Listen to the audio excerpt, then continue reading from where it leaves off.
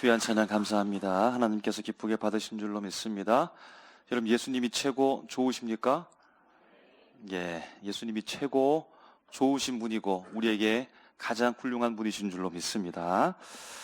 독생자 예수 그리스도께서 이 땅에 오실 때 예수님의 존재론적 위치를 살펴보게 되어지면, 우리는 시간이라는 하는 공간 안에 있는데 예수님께서는 시간 바깥에 계셨죠. 시간 바깥에서 시간 안에 일어날 일들을 계획하시고 직접 그 속에 들어오셔서 계획하신 바 그 목적대로 살아가셨습니다. 그러니까 예수님께서 인간이라고 하는 그 예수 그리스도의 삶을 시작하셨고 이루고자 하는 목표를 세우셨으며 사역의 종결에 이제 목적한 바를 이루시고 예수님께서는 마지막 오늘 우리에게 말씀을 통하여서 제자들과 함께 있습니다. 그분의 시작과 그분의 과정, 그분의 목표한 사역의 결과를 모두 마치고 이제는 세상을 떠나기 직전에 오늘 본문의 상황을 보여주고 있는 겁니다. 지난주 우리가 살펴보았듯이 예수 그리스도께서 떠나시면서 떠나기 직전에 그의 마음 가운데 가득 찬 것은 나는 어떻게 할까? 나는 어떻게 살아갈까? 나는 어떻게 마무리를 할까? 라고 하는 것이 아니라 제자들은 어떻게 할까? 내 사랑한 제자들은 앞으로 어떻게 살아갈까? 라고 하는 그들을 향한 염려로 가득한 생각을 품고 계셨습니다. 우리가 살펴보았듯이 예수님의 그 염려는 하나님에 대한 불신의 염려가 아니요 제자들을 사랑하는 사랑의 염려였습니다. 제자들을 떠나야 되는데요, 발길이 떨어지지 않습니다. 왜냐하면 앞에 보이는 제자들의 삶이 너무 선명하기 때문입니다. 굳이 미래를 예언한다라고 말하지 않더라도 예수님이 떠나간 이후에 제자들이 살아가는 그 삶에 대하여 예수님께서 선명히 예상되기 때문입니다. 물론 제자들의 삶에 좋은 일들도 있겠지요. 그런데 좋은 일이 있으면 무엇이 염려가 되겠습니까? 이제 제자들의 앞에는 극심한 어려움이 예상됩니다. 그리고 제자들에게 예수님께서 말씀하시기를 구체적으로 너희들에게 어떤 일이 일어날 것인가에 대하여서 말씀하십니다. 우리가 읽었던 2절 말씀에 사람들이 너희를 출교할 뿐만 아니라 때가 이르면 물은 너희를 죽이는 자가 생각하기를 이것이 하나님을 섬기는 일이라 하리라 라는 겁니다. 제자들 너희들이 내가 떠나간 이후에 출교를 당하게 될 것이다 라는 겁니다. 여러분, 출교당한다라고 하는 이 말은 유대 공동체에서 바깥으로 쫓겨남을 당한다라는 겁니다. 함께 공동체가 됐는데 바깥으로 쫓겨버린다라는 겁니다. 그럼 두 번째 이 출교에 대한 말은 하나님의 백성에서 제외시킨다는 겁니다. 여러분, 얼마나 두려운 말입니까? 하나님의 백성이었는데, 하나님의 자녀였는데, 하나님의 천국 백성이었는데 바로 거기로부터 제외시키는 것이 출교라는 겁니다. 뿐만이 아닙니다. 이 출교라고 하는 것은 그때 당시의 문화, 교육, 경제, 사소한 정보 등의 공유까지도 그것으로부터 분리되어져서 지극히 현실적인 고난이 그들에게 닥치게 된다라고 하는 의미가 바로 출교라고 하는 겁니다. 뿐만이 아닙니다. 출교를 당할 것이고 죽임을 당할 것이다 라는 겁니다. 그럼 누군가가 누군가를 해치거나 죽이게 되어지면 그것이 부당한 것이고 절대로 그렇게 하지 마십시오라고 해야 되는데 그 죽이는 그 일이 바로 하나님의 일이라고 생각하면서 적극적으로 열심을 다한다는 겁니다. 그러니까 예수 믿는 사람들, 곧 제자들을 박해하는 그 일은 당연한 일로 그들에게 닥치게 될 것임을 말씀한다는 겁니다. 여러분, 이 일에 대하여 연상되는 인물이 있지요. 사도행전 7장 58절부터 60절까지의 말씀에 보면 이렇게 기록합니다. 성 밖으로 내치고 돌로 칠세 증인들이 옷을 벗어 사울이라는 청년 발 앞에 두었다는데, 여러분, 여기서 바로 사울이 우리가 잘 알고 있는 그 유명한 사도 바울을 일컫습니다. 말씀을 계속 이어서 가면 그들이 돌로 스데반을 치니 7집사 중에 하나님의 말씀을 담대하게 선포했던 스데반 집사가 돌로 침을 당하여 스데반이 부르짖어 이르되 주 예수여 내 영혼을 아버지 손에 부탁합니다. 내 영혼을 받아주십시오. 무릎을 꿇고 크게 불러 이르되 주여 이 죄를 그들에게 돌리지 마옵소서. 분명히 스데반은 예수님을 바라보면서 예수님께 기도하면서 순교하고 있습니다. 그리고 이 7장을 넘어가서 사도행전 8장 1절 전반부에 보게 되어지면 사울은 곧 우리가 알고 있는 사도 바울을 말합니다. 그가 죽임당함을, 곧 스데반이 돌에 맞아 죽는 이 상황에 대하여 어떻게 그는 생각하고 있을까요? 마땅히 여기더라. 마땅히 여기더라. 당연히 죽을 사람이 죽었다. 모든 사람이 이 스데반을 돌로 쳐서 그가 죽어가고 있는데, 그리고 숨을 거두었는데, 사도 바울은 사울적에 그가 생각하기를 죽어야 될 사람이 죽었다. 마땅히 죽을 사람이다. 반드시 죽어야 될 사람이 죽은 것이다 라고 당연하게 생각하는 겁니다. 훗날에 사도 바울이 다른 사람에게 자신의 이력에 대하여 신앙에 대해서 고백하면서 사도행전 22장 3절 말씀에 이렇게 자신의 이력을 열거합니다. 나는 유대인으로 길리기아 다소에서 났고 이 성에서 자라 가말리엘 문화에서 우리 조상들의 율법에 엄한 교육을 받았고 오늘 너희 모든 사람들처럼 하나님께 대하여 열심히 있는 자라라는 겁니다. 그가 지금까지 해왔던, 아니 그때 스데반의 죽음을 당연하게 생각하며 예수 믿는 사람들을 붙잡아 죽는 데까지 내어주었던 그 일을 하나님을 하여 내가 열심을 다했다라고 하는 것으로서 생각했다라는 겁니다. 그럼 예수님께서 제자들에게 말했던 그 예상대로 예수님이 떠나간 이후에 그들을 향한 박해는 동일하게 일어났습니다. 예수님께서 아니 처음부터 제자들에게 말해 주어도 되지 않을까요? 제자들을 부를 때 너희가 앞으로 어떻게 되냐면 박해를 받게 될 것이다.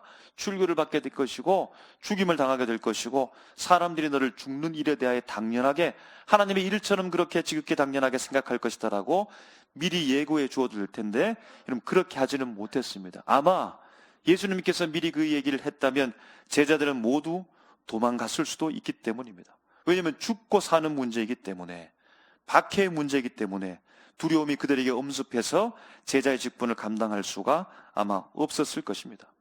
그런데 이제는 예수님께서 그 속에 품고 있었던 그 말을 참을 수가 없습니다. 왜냐하면 이제 예수님께서 떠나가셔야 되기 때문입니다. 그래서 오늘 본문처럼 제자들에게 미리 알려주는 겁니다. 너희들이 분명 내가 떠나가게 되어지면 출교, 죽음, 박해가 너희에게 올 텐데 그때 내가 말했던 것을 기억하라, 생각하게 하기 위해서 예수님께서 속에 담아 두었던 얘기를 제자들에게 하는 겁니다. 여러분 이 말을 들은 제자들의 반응이 어떠할까요? 스승이여, 선생님이여, 걱정하지 마십시오. 우리가 예수님의 제자가 된 지가 얼마나 됐습니까? 3년이나 지났는데요. 그 정도 되면 대단히 훌륭한 제자가 된 것 아닙니까? 죽기까지 복종하겠습니다. 핍박과 박해가 온다 할지라도, 고난과 어려움, 환난을 만난다 할지라도 전혀 두렵지 않습니다. 죽음도 불사하겠습니다라고 걱정하지 마십시오라고 말하는 제자가 단 한 명도 없습니다. 예수님의 말씀을 듣고서 묵묵부답입니다. 그래서 예수님께서 말씀하십니다. 5절에 지금 내가 나를 보내신 이에게로 가는데 너희 중에서 나더러 어디로 가는지 묻는 자가 없다는 겁니다. 예수님의 이 말을 듣고서 예수님이 어디로 가십니까? 라고 하는 이 말조차 잃어버렸습니다. 왜입니까? 6절에 보니까요, 도리어 내가 이 말을 함으로 너희 마음에 근심이 가득하였도다 라는 겁니다. 예수님의 예고된 이 말을 듣고서 제자들의 마음 가운데 부담이 확 오는 겁니다. 근심으로 수심이 얼굴에 가득합니다. 여러분 그들의 마음이 아마 상했지요. 예수님이 떠나가는 것도 생각지 못했던 일일 수도 있고, 아니 그 일도 버거운 일인데 자신들이 유대 공동체로부터 출교를 당하고 죽을 수도 있고, 아니 죽겠고, 아니 이 일에 대하여서 많은 사람들이 당연시 생각하는 이 일에 대하여 얼마나 그들이 충격이겠습니까? 그래서 말을 잃어버렸습니다. 대답하지 못합니다. 마음속에 수심이 가득합니다. 근심으로 가득한 겁니다. 여러분 상대와 말을 하다가 이런 반응을 보이게 되어지면 여러분 더 이상 말하기가 너무 어렵죠? 그런데 예수님은 계속해서 말씀을 이어갑니다. 7절에 그러나 내가 너희에게 실상을 말하노니 내가 떠나가는 것이 너희에게 유익이라 라고 말하는 겁니다. 아니 지금 이 모든 문제가 예수님께서 떠나가기 때문에 우리가 출교받을 수 있고 죽을 수도 있고 박해 가운데 처할 수 있는데, 아니 예수님께서 떠나가는 것이 우리에게 오히려 유익이라고 말하고 계십니다. 불이 났는데 부채질 하십니다. 염려하는데 더 염려를 불어넣습니다. 무거운 짐을 들었는데 더 무거운 짐을 들려주는 격과 같습니다. 여러분 입장을 한번 바꿔놓고 생각해 보시기 바랍니다. 우리가 만약 제자가 된다면, 지금 우리 앞에 예수님께서 계시다면, 예수님 지금 그 말씀을 하고 있는데 전혀 우리 마음과 공감하지 못한 말로 또다시 한번 우리에게 충격을 던져주는 말씀을 하신다면, 너희가 실상을 아노니 내가 떠나가는 것이 너희에게 유익이니라 라고 말하면 우리 마음 가운데 얼마나 섭섭함이 밀려오겠습니까? 지금까지 3년 동안 예수님을 따라다닌 이 일, 내 열심을 다하고 내 모든 생애를 포기하고 주님만 따라갔는데 그런 배신감마저 들지 않겠습니까? 주님께서 좀 미안하다고, 아이고 미안하다고, 어쩔 수 없이 그렇게 됐다라고 주님께서 이렇게 말씀하지 않고 오히려 내가 떠나가는 것이 유익이라고 말씀하는 겁니다. 이유를 이어서 예수님께서 말씀하시는데요, 7절에 내가 떠나가지 아니하면 보혜사가 너희에게로 오시지 아니할 것이요 가면 내가 그를 너희에게 보내겠다라고 말합니다. 예수님께서 떠나가시고 보혜사를 보낸다라고 말씀하십니다. 이 보혜사는 돕는 분이라는 뜻입니다. 곧 성령을 말씀합니다.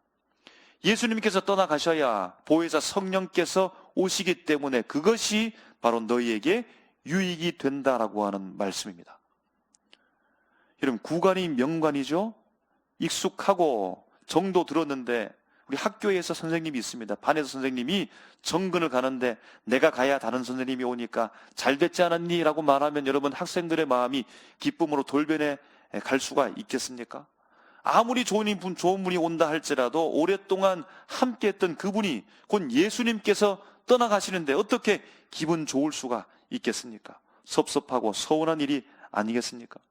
아니, 왜 예수님께서는 자신이 떠나가고 보혜사가 오시는 것에 대하여 제자들에게 유익이 있다라고 말씀하시는 걸까요? 예수님께서 말씀하시는 보혜사가 옴으로 말미암아 제자에게 주어지는 세 가지의 유익을 말씀하시는데요, 첫 번째 유익에 대하여 8절에 그가 곧 보혜사가 와서 죄에 대하여 의에 대하여 심판에 대하여 세상을 책망하겠다고 말씀하시고, 그래서 유익이라고 말하며 이 뜻이 무엇인지도 예수님께서 자세히 설명해 줍니다. 죄라고 하는 것은 예수를 믿지 않는 것이 죄이며, 의라고 하는 것은 하나님께 도달할 수 있는 의를 말하는 것이고, 심판이라고 하는 것은 내가 맞다라고 하는 겁니다. 바로 이 모든 것을 가지고 있는 이 세상에 대하여 성령 보혜사께서 책망하신다라는 겁니다. 곧 세상의 죄, 세상이 가지고 있는 그 의, 하나님께 도달하지 못하면서도 도달한다라고 말하는 그 의에 대하여 그들이 가지고 있는 심판, 곧 세상이 맞다라고 하는 판결 내리는 그 심판에 대하여 바로 성령 보혜사께서 책망하시겠다라고 말합니다. 이 책망은 깨닫게 한다, 꾸짖다, 증명한다, 드러낸다, 바로 잡겠다라고 하는 의미를 담고 있고, 바로 그것 때문에 제자들에게 유익이 있다라고 말씀하는 겁니다. 보혜사 성령께서 오셔서 두 번째 유익을 말씀하십니다. 13절에 너희를 모든 진리 가운데로 인도하시기 때문에 제자들에게 유익이 될 것이다라고 말씀하고, 마지막 세 번째는요, 14절에 예수님의 영광을 나타내시니 예수님의 것을 가지고 제자들에게 알리시겠다라고 말씀합니다.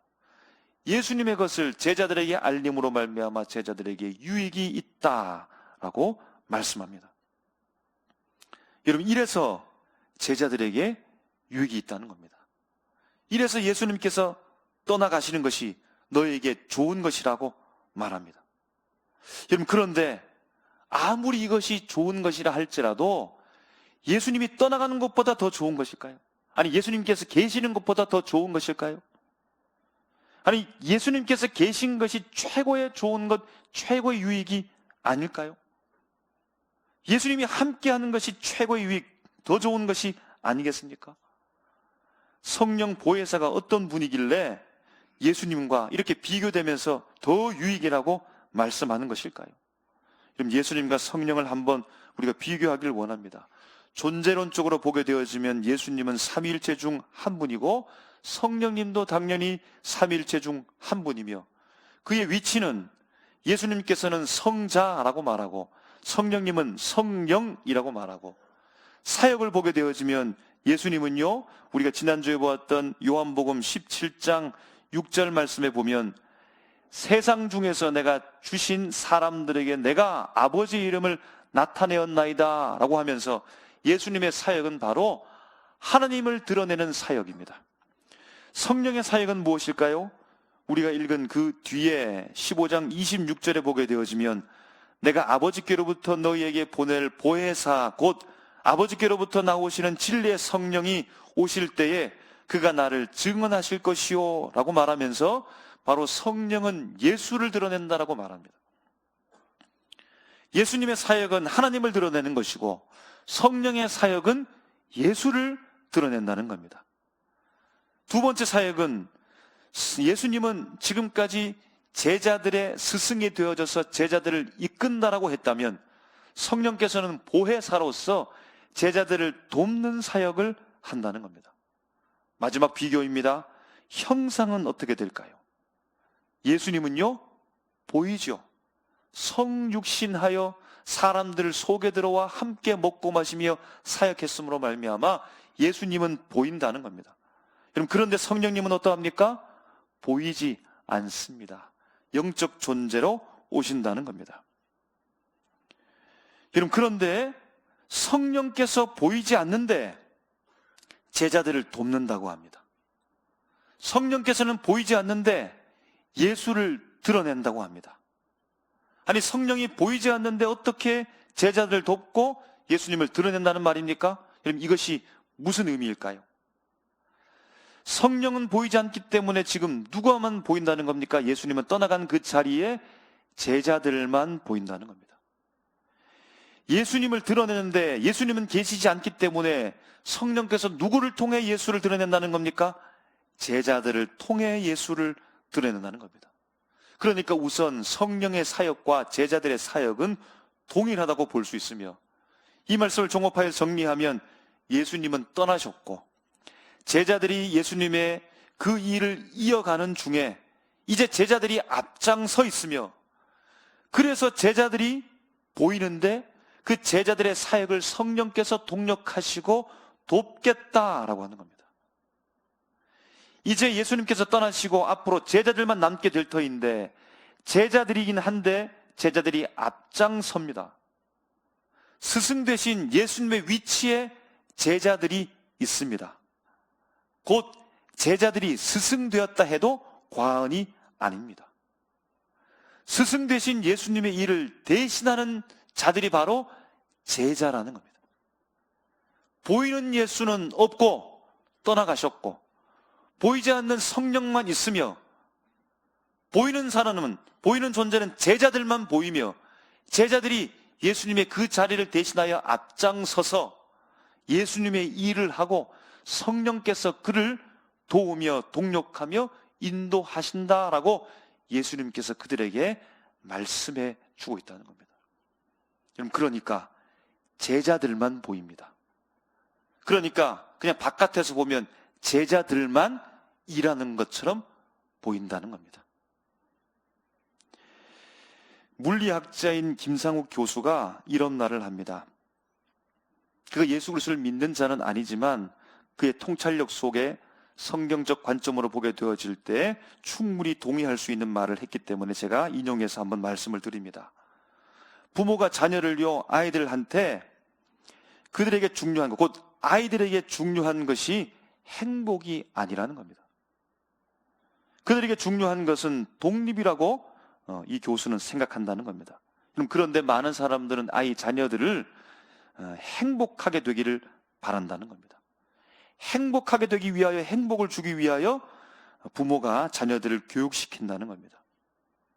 그런데 교수는 말합니다. 행복은 우리 모두가 알고 있듯이 각자 주관적인 관점으로서 행복을 가지고 있기 때문에 내 아이가 행복했으면 좋겠다라고 하는 이 마음을 갖는 순간 행복에 대한 강요가 된다는 겁니다. 그래서 자기 기준에 맞추어서 이 아이에게 행복을 주려고 강요한다는 겁니다. 좋은 대학 가야 행복하겠지. 좋은 직장으로 가야 행복하겠지. 그렇게 되어지면 이 아이를 위험에 빠뜨릴 수 있다는 겁니다. 그러면서 이어가기를 인간만이 교육받는 것이 아니고 동물들도 교육을 하는데요. 동물들의 교육은 그 목표가 명확하다는 겁니다. 그 동물 새끼들을 키워가지고 뭘 하려고 하죠? 혼자 먹고 혼자 살 수 있게 해주려고 교육한다는 겁니다. 그런 관점에서 볼 때 인간의 기본적인 교육의 목표도 다르지 않다는 겁니다. 이 아이가 자라서 혼자 경제적, 정신적 독립을 이루게 하는 것이 첫 번째 목표가 아니겠는가라고 교수는 말하며, 행복이라고 하는 것은 부모가 자녀에게 주는 것이 아니라 자녀가 혼자 독립하여 커서 그 스스로가 발견하는 것이다 라고 이렇게 말하니까, 이런 성경적인 관점에서 보더라도 창세기를 보고 예수님께서 부부에 대하여, 결혼에 대해서 말씀할 때도 그럼 이 말과 틀리지 않다라고 볼 수 있겠습니다. 여러분, 우리가 자녀를 키울 때 품 안의 자식이라고 말합니다. 품 안에 있을 때 너무 귀엽죠. 힘들고 또 팔도 아프고 어려울 수도 있겠지만 아이 얼굴을 보게 되어지면 좀 씻은 듯이 그 피로가 다 풀리고 다시금 힘을 내서 아이를 키우는 부모의 심정을 우리가 경험해 보기도 합니다. 너무나 귀여우니까 그럼 그 아이를 어떻게 해야 되겠습니까? 맨날 안고 있다면 어떻게 될까요? 그럼 그 아이는 그 품 안에서만 있어서는 안 됩니다. 밑으로 내려와서 스스로 몸을 뒤집어야 하고요. 배밀이를 해야 되고, 위험한 듯 보이지만 스스로 힘으로 물건을 잡고 일어서야 되고, 돌쟁이가 되어지면 걸음마를 시작해야 된다는 겁니다. 넘어질까 봐 위험해서 계속 안고만 있으면 아이는 뒤집지도 못하고 배밀이도 하지 못하고 잡고 일어서지도 못하고 걸음마도 늦게 배울 수밖에 없는 겁니다. 큰 책가방을 메고서 학교를 보내야 하는 것이 안쓰러워가지고 계속 그럼 집안에서 그냥 품고만 있다면 어떻게 될까요? 그 아이는 사회성을 배울 수 없고 독립된 하나의 개체, 하나님의 형상으로서 온전하게 성장하기가 힘들다는 거죠. 어떤 연예인이 8년 만에 얻은 귀한 딸을 너무 귀해서 결혼시키기를 힘들어하는 겁니다. 오늘 TV 프로 보셨습니까? 여러분, 그런데 어떠합니까? 아빠가 딸에게서 떠나가는 것이 딸에게 유익이죠. 아빠가 잘 키웠고 결혼할 즈음에는 아빠가 떠나가는 것이, 남편이 오는 것이 딸에게 유익이란 사실에 대하여 모두가 동의할 겁니다. 마태복음 28장 19절 말씀에 예수 그리스도께서 제자들에게 마지막 선교 명령, 지상 명령을 하십니다. 그러므로 너희는 가서 모든 민족을 제자로 삼아 아버지와 아들과 성령의 이름으로 세례를 베풀라. 아멘. 언제까지 제자로 남아서, 언제까지 예수님의 뒤만 따라가며, 언제까지 예수님만 바라보고, 언제까지 예수님께서 하라진 일만 눈여겨보면서 나는 아무것도 할 수 없는 모습으로 그냥 살아가는 것이 아니라, 예수님께서 훌쩍 떠나시면서 너희가 바로 제자를 삼으라고, 내 위치에서 사역하라고 예수님께서 말씀하고 있습니다. 예수님께서 떠나가시는 것은 그들을 홀로 그냥 내버려 두는 것이 아니라, 방치하는 것이 아니라, 예수께서 떠나가시고 그들을 적극적으로 도울, 그들의 사역과 함께할 성령을 주님께서 보내셔서 그들을 돕겠다라고 하시는 것이 바로 오늘 보혜사의 약속인 겁니다. 예수님이 떠나가면, 아니 예수님께서 계실 때에도 수많은 도전 가운데 있었죠.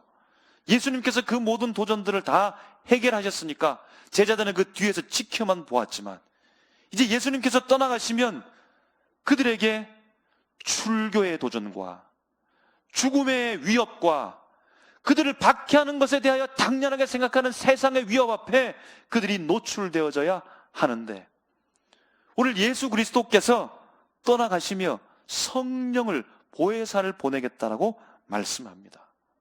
그럼 제자들도 이제 그만큼 자랐다는 겁니다. 그만큼 성숙해야 된다는 겁니다. 언제까지 예수님의 뒤만 바라보면서 나갈 수 없음을 예수님께서 알고 계시기 때문에 오히려 떠나가시는 것이 유익이라고 그들에게 말씀하고 있습니다. 여러분, 오늘은 성령 강림 주일입니다. 성령께서 강림하심과 동시에 교회가 태어난 날입니다. 여러분, 그곳에는 보이는 예수가 없습니다. 걸어다니시는 예수가 보이지 않습니다. 예수께서는 그들에게 성령으로 임재하여 깨닫게 해주시고, 예수의 정신을 통하여 예수를 머리로 두고서 성도들이 모여 주의 몸된 교회가 되어 교회를 시작한 때가 바로 성령 강림 주일입니다. 여러분, 오늘도 우리는 교회로 모여 있습니다. 여러분, 이곳에 보이는 예수가 이 자리를, 복도를 걸어 다니고 계십니까? 예수는 없습니다. 걸어다니지 않습니다. 성령이 우리 가운데 좌정하시며 충만하게 임하셔서 오늘 우리에게 무엇을 말씀하십니까? 예수를 증거하고, 예수를 알게 하고, 예수로 살게 하고, 예수를 깨닫게 하고, 우리에게 힘을 주고, 출교와 죽음과 박해 속에서도 끝까지 버티고 믿음으로 살아가라고 우리를 도우시는 바로 성령께서 우리와 함께 계시는 줄로 믿습니다. 보아야만, 보여주어야만 할 수 있겠습니다라고 하는 신앙에서 여러분, 이제 여러분이 앞장서야 합니다. 앞으로 나가셔야 합니다. 바로 성령께서 우리 앞길에 도움을 주실 겁니다. 증거가 필요하다고 우리에게 보이는 확실한 무언가를 보여달라고, 여러분, 그러한 신앙에서 여러분 자신이 앞장서서 여러분이 증인이 되십시오. 여러분이 증거의 삶을 살아가십시오. 예수의 증인, 예수를 증거하는 삶으로 살아가게 되어질 때 성령께서 우리를 도우실 줄로 믿습니다.